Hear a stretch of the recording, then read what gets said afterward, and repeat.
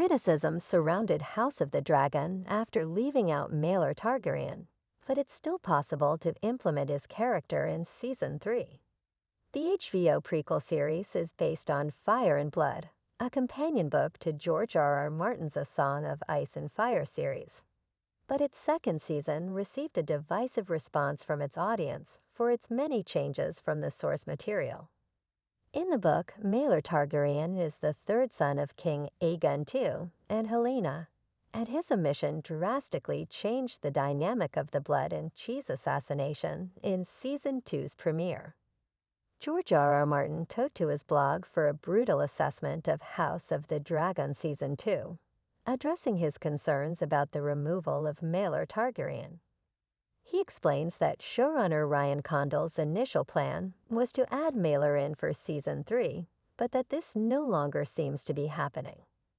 Martin expressed how this would cause a domino effect on future events, eventually weakening House of the Dragon's entire adaptation.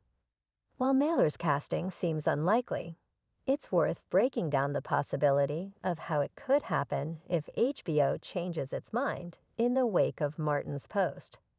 Helaena could already be pregnant, with Maelor heading into House of the Dragon Season 3. House of the Dragon doesn't exactly account for how much time passes between episodes, but assuming based on the pace of armies marching, Season 2 likely spanned several weeks. In the House of the Dragon timeline, it wouldn't have been impossible for Maelor to be conceived sometime before the end of Season 1, which could make Helaena deep into her pregnancy by Season 3. It would be shocking that this wasn't mentioned at all in Season 1, given that Jaehaerys was killed and Helena's baby could potentially be the new heir, but it's the best they've got.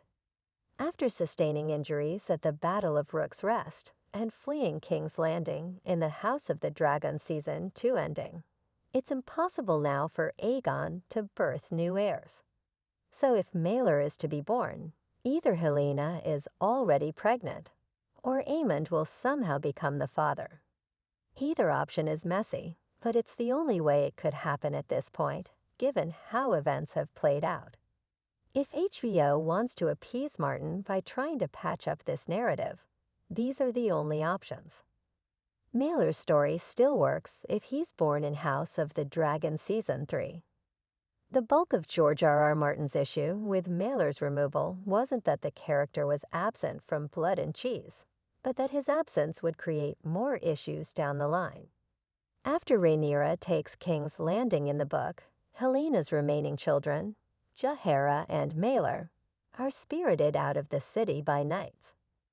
As a result, Maelor is taken by common folk, who rip him to shreds, driving Helaena to her death by suicide.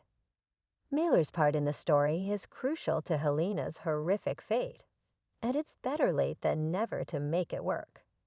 House of the Dragon can't alter Blood and Cheese, but it's not impossible to find a way to introduce Maelor early in Season 3, somehow postponing Rhaenyra's attack long enough for Helaena to give birth.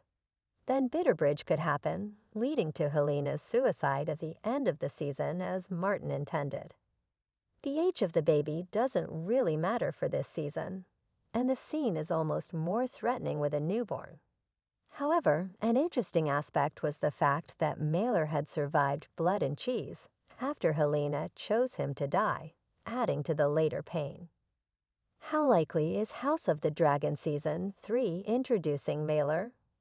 Given that George R.R. Martin has already stated that Maelor isn't happening, it doesn't seem likely that he'll make an appearance in Season 3. The only option now would be for HBO to acknowledge the backlash to the show following Martin's blog post and try to change course. But the network's statement affirms their belief in Ryan Condal's direction via Deadline.